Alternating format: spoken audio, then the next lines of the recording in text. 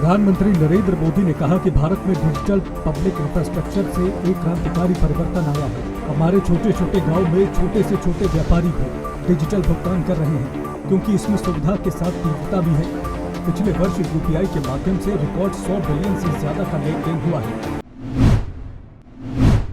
बिहार विधानसभा में मुख्यमंत्री नीतीश कुमार का विश्वास मत पहले ध्वनि मत से और बाद में वोट के जरिए 129 विधायकों के समर्थन से पास हो गया। वोटिंग से ठीक पहले नीतीश के भाषण के दौरान विपक्ष के सदस्य सदन से वॉकआउट कर बाहर चले गए। पार्टियों के हिसाब से सरकार को 128 विधायकों का समर्थन था, लेकिन उसे 129 वोट पड़े, जबकि आरजेडी के 3 विधायक चेतन आनंद, प्रहलाद यादव और नीलम देवी नीतीश के समर्थन में चले गए थे। एनडीए के फ्लोर टेस्ट पर बिहार के मुख्यमंत्री नीतीश कुमार ने कहा कि जब कांग्रेस और आरजेडी साथ थे तो हमने सब लोगों को एकजुट करने के लिए बैठक की। मैंने इतने दिन मेहनत की और मैं सबको एकजुट कर रहा था। कांग्रेस पार्टी को डर लग रहा था। हम बार बार कह रहे थे कि बाकी पार्टियों को एकजुट कीजिए। जब मुझे पता चला कि कुछ होने वाला नहीं है, तब मैं अपनी पुरानी जगह एनडीए में वापस आ गया। कांग्रेस महासचिव जयराम रमेश ने कहा कि बिहार की राजनीति में क्या कह सकते हैं।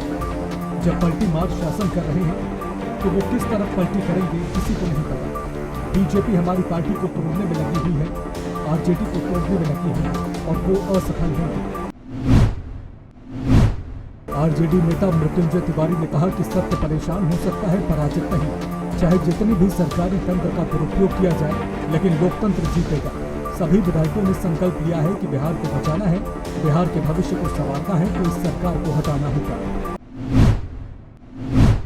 केंद्रीय मंत्री हरदीप सिंह पुरी ने कहा कि हमारी अर्थव्यवस्था में पिछली तिमाही में 7.6% के हिसाब से बढ़ोतरी हुई है। मैं देख रहा हूं कि 2014 में जब प्रधानमंत्री मोदी ने उत्तरदायित्व संभाला तो उस समय क्या स्थिति थी, इस समय क्या है और आने वाले 5 सालों में क्या होगी। अगले 5 सालों में भारत दुनिया की टॉप 3 अर्थव्यवस्था में से एक बन जाएगी। राज्यसभा चुनाव को लेकर हरियाणा के मुख्यमंत्री मनोहर लाल ने पावर गेम दिखाया। अपने नजदीकी राज्य सार्वजनिक उपक्रम ब्यूरो के चेयरमैन सुभाष बराला को राज्यसभा भेजकर मुख्यमंत्री ने एक तीर से 3 निशाने साधे हैं। बराला के जरिए उन्होंने जाट और किसानों को साधने का काम किया है। वहीं जजपा कोटे से पंचायत मंत्री देवेंद्र बबलू की मुश्किलें भी आसान करती हैं। कोलकाता में संदेश खाली हिंसा पर भाजपा विधायक अग्निमित्रा पॉल ने कहा, राज्यपाल अपना काम कर रहे हैं और हम लोग जनप्रतिनिधि होने के नाते अपना काम कर रहे हैं। हमें संदेश खाली जाना है। मुख्यमंत्री और ये सरकार मना क्यों कर रही है? क्या कुछ छुपाने की बात है? हरियाणा के रेवाड़ी जिले में भारतीय जनता पार्टी में सोमवार को 2 और बड़े चेहरे शामिल हुए। रेवाड़ी सीट से एक बार इनेलो और एक बार निर्दलीय चुनाव लड़ चुके सतीश यादव और सन्नी यादव ने पार्टी का दामन थामा। दोनों ही नेताओं की पहले से बीजेपी से निकटता रही है। किसान आंदोलन पर हरियाणा के गृह मंत्री अनिल विज ने कहा कि किसान अन्नदाता है। इस देश के 140 करोड़ लोगों का पेट किसान भरता है और पीएम की प्राथमिकताओं में भी किसान शामिल है। विज बोले, हर मसले का हल बातचीत से निकलेगा और उन्हें पूरी उम्मीद है कि बातचीत से हल निकल जाएगा। वहीं हरियाणा में पुलिस के तैयारियों को लेकर विज ने कहा कि हरियाणा में शांति व्यवस्था बनाए रखना सरकार का काम है, लिहाजा उसी को लेकर तैयारियां की गई। केंद्रीय रिजर्व पुलिस बल केंद्र खेवड़ा में 12वें रोजगार मेले का आयोजन किया गया, जहां प्रधानमंत्री नरेंद्र मोदी द्वारा वर्चुअल माध्यम से युवाओं को नियुक्ति पत्र दिए गए। आपको बता दें कि सोनीपत में आयोजित कार्यक्रम में केंद्रीय मंत्री भूपेंद्र यादव ने बतौर मुख्य अतिथि शिरकत की। उनके साथ सोनीपत से सांसद रमेश कौशिक भी मौजूद रहे। कार्यक्रम के दौरान पीएम मोदी ने कर्मयोगी भवन का उद्घाटन भी किया। पानीपत में भाजपा जिला अध्यक्ष दुष्यंत भट्ट ने मुस्लिम समुदाय के सैकड़ों लोगों को भाजपा में शामिल कराया। दुष्यंत भट्ट ने भाजपा में शामिल होने वालों को विश्वास दिलाया कि देश की सबसे बड़ी राजनीतिक पार्टी में कार्यकर्ताओं को सबसे अधिक मान सम्मान दिया जाता है। इसका उदाहरण हाल ही में मध्य प्रदेश, झारखंड और राजस्थान में भाजपा द्वारा बनाए गए मुख्यमंत्री हैं, जिनके बारे में कभी किसी ने सोचा नहीं। गाँव चलो अभियान के तहत इच्छा विधानसभा के प्रभारी भारत भूषण चौक ग्रामसभा कोरिया चकोरी बूथ संख्या 14 पर पहुंचे, जहां उन्होंने कार्यकर्ताओं को संबोधित करते हुए कहा कि भारतीय जनता पार्टी विश्व की सबसे बड़ी पार्टी है और आने वाले लोकसभा चुनाव में कार्यकर्ताओं की मेहनत की बदौलत फिर से केंद्र में अपनी सरकार बनाएंगे। पीएम मोदी के नेतृत्व में भारत दुनिया का सबसे शक्तिशाली देश बनेगा। उन्होंने कहा कि पिछले 2 कार्यकाल में मोदी के नेतृत्व में भारत बेहद मजबूत स्थिति में पहुंचा है और दुनिया की 5वीं इकोनॉमी बन चुका है आने वाले 5 सालों में भारत दुनिया की तीसरी सबसे बड़ी अर्थव्यवस्था बन जाएगा। सोनभद्र के चौपन थाना क्षेत्र के सिंदुरिया मार्ग सड़क हादसे में 2 महिलाओं की मौत हो गई। वही हादसे में 2 महीने का मासूम गंभीर रूप से घायल हो गया। दुर्घटना से गुस्साए स्थानीय लोगों ने सड़क जाम कर पीडब्ल्यूडी विभाग के खिलाफ जमकर नारेबाजी करते हुए सड़क जाम कर दिया। कुशीनगर में पुलिस और बदमाशों में मुठभेड़ हो गया। मुठभेड़ में वांछित अभियुक्त संदीप उर्फ मोनू घायल हो गया। अभियुक्त लूट की घटनाओं को अंजाम देता था। वही लूट के 10,000, एक लूट का मोबाइल फोन, एक पिस्टल, 4 जिंदा कारतूस और एक मोटरसाइकिल पुलिस ने बरामद किया है। असम के मोरीगांव जिला प्रशासन ने जिले में हाई स्कूल और हायर सेकेंडरी परीक्षाओं की सुचारू और शांतिपूर्ण संचालन को सुनिश्चित करने के लिए आपराधिक प्रक्रिया संहिता की धारा 144 के तहत कई प्रतिबंध लगाए गए हैं। अतिरिक्त जिला मजिस्ट्रेट प्रतिभा बोरा द्वारा जारी प्रतिबंध के अनुसार स्पीकर, लाउड स्पीकर, माइक्रोफोन आदि का उपयोग बिना अनुमति के नहीं किया जा सकता है। रात में और परीक्षा के दौरान स्पीकर, लाउड स्पीकर, माइक्रोफोन के उपयोग पर प्रतिबंध लगा दिया गया है। पीलीभीत में गन्ना किसानों ने बजाज चीनी मिल को बंद करा दी। चालान देकर नगद में गन्ना खरीद रही चीनी मिल बाहर से गन्ना खरीदने पर किसानों ने किया विरोध। गन्ना प्रबंधक की मिलीभगत से बाहर से खरीदा जा रहा गन्ना बजाज चीनी मिल 15 दिनों से नहीं कर पा रही किसानों का भुगतान। पूरा मामला बजाज हिंदुस्तान शुगर मिल बरखेड़ा का। लोकसभा चुनाव से पहले उत्तराखंड में राजनीतिक पार्टियों में जुबानी जंग तेज हो गई है। इसी के साथ दल बदल की राजनीति भी शुरू हो गई है। ऐसे में जहां बीजेपी मिशन 2024 को लेकर सदस्यता अभियान और अब की बार 400 पार के संदेश के साथ लोकसभा चुनाव की तैयारियों में जुटी है, वही कांग्रेस भी 2024 के चुनाव जीत के संग्राम को लेकर कोई कसर नहीं छोड़ेगी। कांग्रेस के कई दिग्गज नेता प्रदेश का दौरा कर कार्यकर्ताओं में जोश भरने का काम कर रहे हैं। संस्कृति विभाग के उपाध्यक्ष और राज्य मंत्री मधु भट्ट का बयान, वासुदेव कुटुंबकम की तर्ज पर हमने भारत के लिए काम करने वालों को सम्मानित किया है और किसी तरह भेदभाव नहीं किया है। वही दूसरी तरफ कांग्रेस की वरिष्ठ प्रदेश उपाध्यक्ष सूर्यकांत धस्माना ने पलटवार करते हुए कहा कि ये भारत रत्न अभियान किस वजह से चल रहा है ये सबको मालूम है। कुशीनगर में बाइक सवार 3 युवक अनियंत्रित होकर नहर में गिर गए। बाइक सवार एक युवक को स्थानीय लोगों ने बचाया। 2 युवकों की अब भी तलाश जारी। तमकुही राज थाना क्षेत्र के चकनी में स्थित बड़ी गंडक की घटना, मामले की जांच पड़ताल में जुटी पुलिस।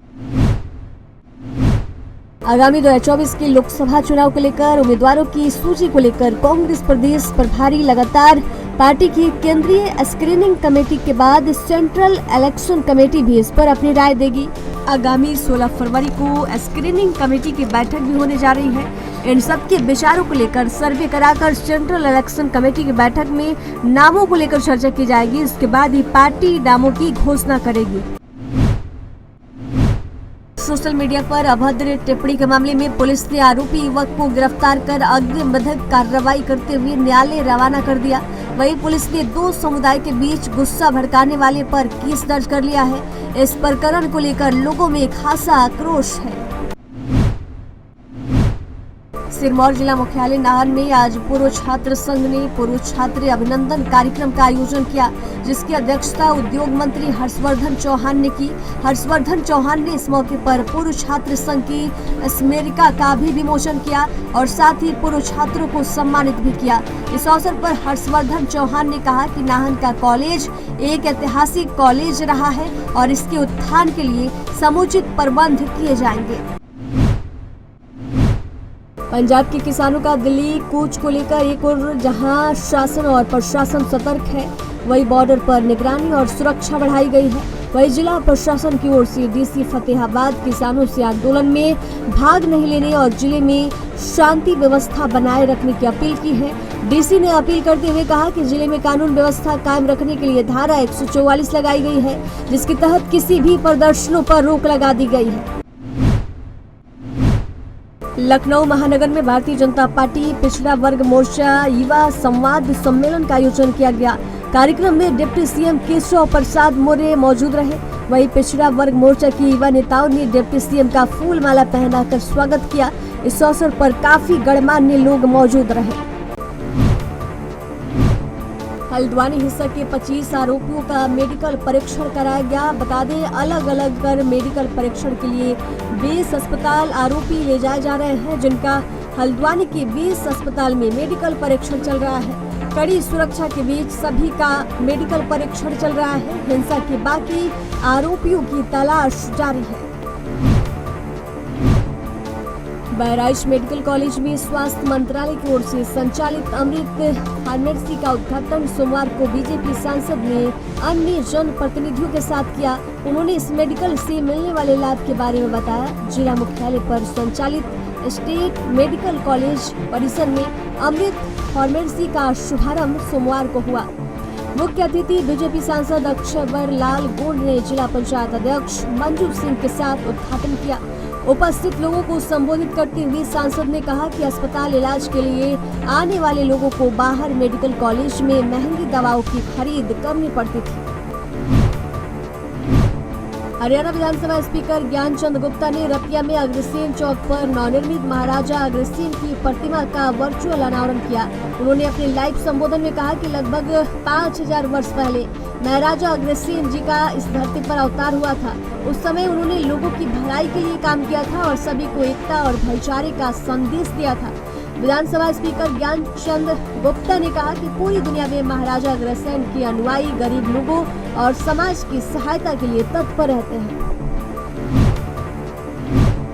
तो शाम के डीएसपी जय भगवान ने कहा कि असामाजिक तत्वों से डरने की जरूरत नहीं, बल्कि साहस दिखाते हुए डटकर मुकाबला करें। ऐसा करने पर आरोपी का दुस्साहस टूट जाएगा। सुरक्षा के लिए पुलिस हर समय तैयार है, लेकिन छात्राओं को खुद भी साहसी बनना पड़ेगा। इसके लिए जरूरत है जागरूक रहने की। जो सुविधाएं पुलिस की तरफ से दी गई है, उनका उपयोग करना चाहिए। डीएसपी सोमवार को चौधरी बंसीलाल राजकीय महिला महाविद्यालय में छात्राओं को संबोधित कर रहे थे। उन्होंने कहा कि छात्राएं अपने माता पिता का विश्वास हमेशा बनाकर रखें। सिद्धार्थनगर जनपद की पुलिस और एसओजी सर्विलांस की टीम को बड़ी सफलता मिली। पुत्री के हत्यारे पिता को पुलिस ने गिरफ्तार कर जेल भेजा।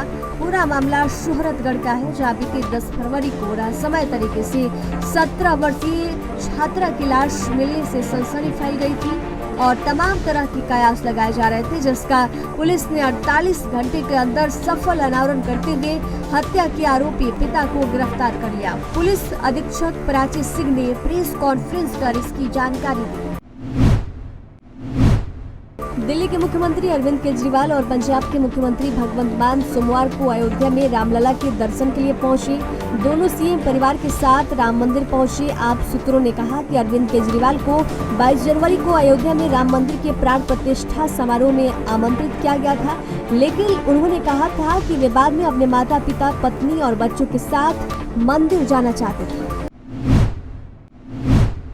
अयोध्या में भगवान श्री राम के दर्शन करने के बाद दिल्ली के मुख्यमंत्री ने सोशल साइट एक्स पर पोस्ट कर कहा कि माता पिता और अपनी धर्मपत्नी के साथ आज अयोध्या जी पहुंचकर श्री राम मंदिर में रामलला जी के दिव्य दर्शन करने का सौभाग्य प्राप्त हुआ। इस अवसर पर पंजाब के मुख्यमंत्री भगवंत मान एवं उनका परिवार भी साथ रहा। सबने मिलकर मर्यादा पुरुषोत्तम भगवान श्री राम जी के दर्शन किए और देश की तरक्की के साथ ही समस्त मानवता के कल्याण की प्रार्थना की। एमपी में कांग्रेस को एक बार फिर से बड़ा झटका लगा है। पार्टी के विदिशा जिला अध्यक्ष राकेश कटारे, टीकमगढ़ के पूर्व विधायक दिनेश अहिरवार, छतरपुर के पूर्व मंडी उपाध्यक्ष कैलाश द्विवेदी समेत कई नेताओं ने बीजेपी की सदस्यता ली है। बता दें, बीजेपी कार्यालय में एमपी बीजेपी के अध्यक्ष बीडी शर्मा ने इन सभी नेताओं को बीजेपी की सदस्यता दिलाई। लाहौर विधानसभा क्षेत्र से नवनिर्वाचित विधायक अम्बरीश गुड्डू शर्मा विधानसभा चुनाव जीतने के बाद पहली बार अपने गृह गांव सिकरी जागरी पहुंचे, जहां स्थानीय लोगों ने उनका जोरदार स्वागत किया। इस मौके पर उन्होंने कहा कि मैं पहली बार विधायक बना हूं, इसलिए मुझे अभी सिस्टम समझने में थोड़ा समय लगेगा, लेकिन फिर भी मैंने सीएम मोहन यादव से लाहार विधानसभा क्षेत्र के लिए 20 करोड़ रुपए स्वीकृत करवाए हैं। 13 तारीख को किसानों के दिल्ली कूच की कॉल को लेकर प्रशासन अलर्ट मोड पर है। इसी बीच सोमवार को अंबाला के शंभू बॉर्डर से लगभग 1 किलोमीटर पहले ही बैरिकेड लगाकर सभी आने जाने वाले किसानों को रोक दिया गया है।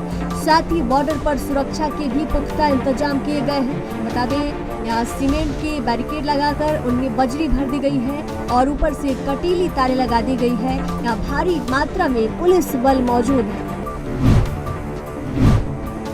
हल्द्वानी के बनभुलपुरा क्षेत्र के अंतर्गत माली के बगीचे में बीती 8 फरवरी को उपद्रवियों की ओर से नगर निगम की 4 जेसीबी और कई वाहनों में आग लगाई गई थी। इसके बाद पूरे क्षेत्र में तनाव का माहौल है। घटना की रात से अब तक बनभुलपुरा में कर्फ्यू लगा है। इस दंगे में कुल 5 लोगों की मौत हुई है। उधर क्षेत्र में माहौल खराब होने की वजह से लोगों ने पलायन शुरू कर दिया है। फिलहाल यहाँ कई घरों में ताले लटके हैं। एमपी के शिवपुरी जिले के करेरा थाना पुलिस ने बीजेपी पिछड़ा वर्ग मोर्चा के जिला महामंत्री के गोदाम पर अवैध रूप से संचालित शराब फैक्ट्री पर छापेमार कार्रवाई की है, जहां उन्होंने पकड़े गए आरोपियों की निशानदेही पर दूसरी जगह पर छापेमारी करते हुए 7 आरोपियों को करीब 1.25 करोड़ रुपए की शराब और शराब बनाने की सामग्री सहित गिरफ्तार किया है। फिलहाल आगे की जांच जारी है। एमपी के राजगढ़ जिले के नरसिंहगढ़ क्षेत्र में पेट्रोल पंप पर लूट और कुरावर में मोबाइल दुकान पर फायरिंग करने वाले आरोपी पर पुलिस ने 40,000 रुपए का इनाम घोषित किया है। दरअसल आरोपी नरेंद्र गुर्जर राजगढ़, गुना, शाजापुर, सीहोर और राजस्थान में दहशत बनाकर लूट की वारदात को अंजाम देता रहा। बुलंदशहर के खुर्जा में जीएसटी टीम की छापेमार कार्रवाई से व्यापारियों में हड़कंप मचा हुआ है। बताया जा रहा है कि यहां पोल्ट्री कारोबारियों के घर और फैक्ट्री पर जीएसटी की टीम ने छापेमारी की है। वहीं जिनके घरों और फैक्ट्रियों में ये छापेमारी हुई है, वे सिरेमिक के बड़े एक्सपोर्टर बताए जा रहे हैं। शिमला में 3 दिनों के क्रमिक अनशन के बाद अब JOA IT 817 सहित अन्य पोस्ट कोड के अभ्यर्थियों ने सरकार के खिलाफ भूख हड़ताल शुरू कर दी है, जो कि 1 महीने तक चलेगी और उसके बाद लोकसभा चुनाव के आगाज के साथ ही यह हड़ताल सरकार के खिलाफ न्याय यात्रा में तब्दील हो जाएगी। इस मौके पर भूख हड़ताल पर बैठे लोगों ने कहा कि एक तरफ तो कांग्रेस नेता राहुल गांधी देश में न्याय यात्रा निकाल रहे हैं, लेकिन दूसरी तरफ उनकी ही पार्टी की हिमाचल सरकार बेरोजगारों के साथ अन्याय कर रही है। बहराइची में अमृत फार्मेसी के उद्घाटन समारोह के दौरान रोते हुए एक महिला प्रिंसिपल के पास पहुंची, लेकिन इस दौरान मेडिकल कॉलेज में तैनात डॉक्टर ऋचा यादव पर महिला को भगाने और उसके साथ अभद्रता करने का आरोप लगा है, जिसके बाद अनामिका नाम की महिला ने प्रिंसिपल से शिकायत की और कार्रवाई की मांग की। दरअसल महिला मेडिकल कॉलेज में इलाज के लिए पहुंची थी। फिलहाल मेडिकल कॉलेज के प्रिंसिपल संजय खत्री ने मामले की जाँच कर कार्रवाई की बात कही है। हल्द्वानी बवाल पर मुख्यमंत्री पुष्कर सिंह धामी ने बड़ा बयान दिया। हरिद्वार के ऋषिकुल ग्राउंड में आयोजित नारी शक्ति महोत्सव कार्यक्रम को संबोधित करते हुए मुख्यमंत्री ने कहा कि हल्द्वानी के बनभुलपुरा में जिस विवादित स्थान को लेकर उपद्रव हुआ है, उस स्थान पर अब पुलिस का थाना बनाया जाएगा। मुख्यमंत्री ने कहा कि देवभूमि में इस तरह की घटना को बर्दाश्त नहीं किया जाएगा।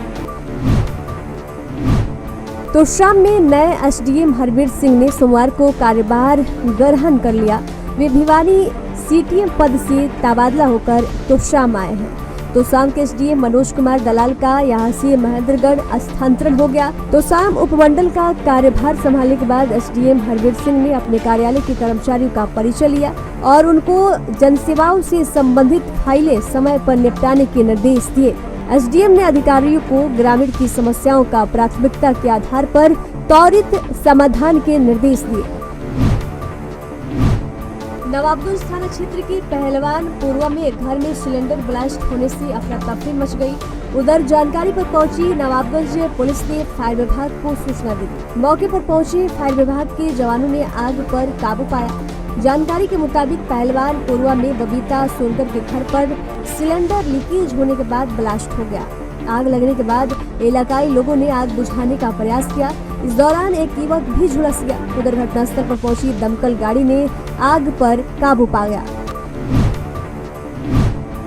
फतेहाबाद के गांव गोरखपुर में किसान मोर्चा के प्रदेश अध्यक्ष सुरेंद्र मार्डी ने ट्रैक्टर पर सवार होकर सभा स्थल पहुंचकर ग्राम परिक्रमा कार्यक्रम की शुरुआत की। सभा में विधायक टूडाराम, पूर्व महिला बीजेपी जिलाध्यक्ष राखी मक्कड़ इत्यादि नेता मौजूद थे।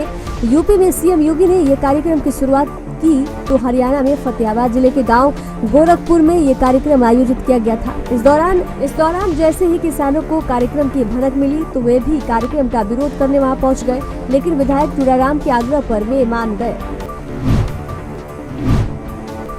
बीजेपी किसान मोर्चा के कार्यक्रम में पहुंचे कंवरपाल। हरियाणा में ग्राम परिक्रमा यात्रा अभियान के तहत बीजेपी किसान मोर्चा की ओर से जगाधरी विधानसभा के गांव देवघर में कार्यक्रम आयोजित किया गया, जिसमें हरियाणा के कैबिनेट मंत्री कंवरपाल गुर्जर ने शिरकत की।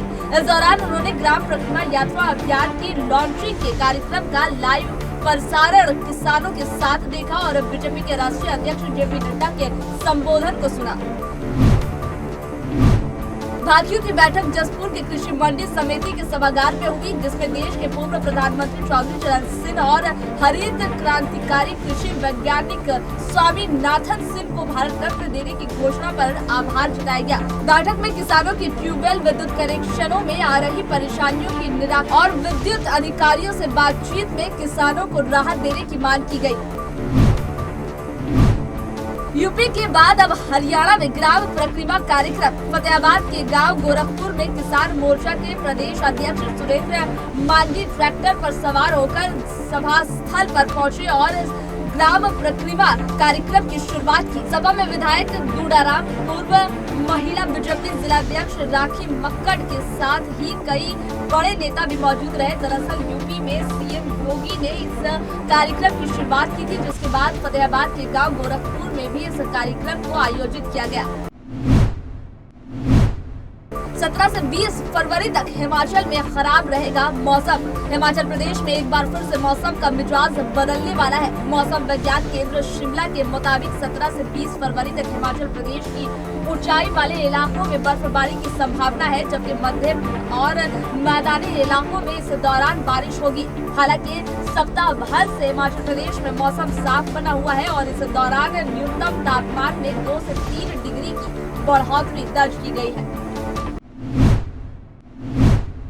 सिपाही हरिओम ने किया पत्रकार के साथ अभद्रतापूर्ण व्यवहार। उत्तर प्रदेश के जनपद एटा में थाना मारहरा से एक ऐसा मामला सामने आया है, जहां अपनी दबंगई और तानाशाही से थाना कोतवाली मारहरा में तैनात सिपाही हरिओम ने किसी मामले में जानकारी लेने आए पत्रकार के साथ दुर्व्यवहार किया और भाग जाने की धमकी दी। उधर पत्रकार से हुए इस व्यवहार के बाद आज पत्रकारों ने जिलाधिकारी को ज्ञापन सौंपा है। 17 से 20 फरवरी तक हिमाचल में खराब रहेगा मौसम। हिमाचल प्रदेश में एक बार फिर से मौसम का मिजाज बदलने वाला है। मौसम विज्ञान केंद्र शिमला के मुताबिक 17 से 20 फरवरी तक हिमाचल प्रदेश की ऊंचाई वाले इलाकों में बर्फबारी की संभावना है, जबकि मध्यम और मैदानी इलाकों में इस दौरान बारिश होगी। हालांकि सप्ताह भर से हिमाचल प्रदेश में मौसम साफ बना हुआ है और इस दौरान न्यूनतम तापमान में 2 से 3 डिग्री की बढ़ोतरी दर्ज की गई है।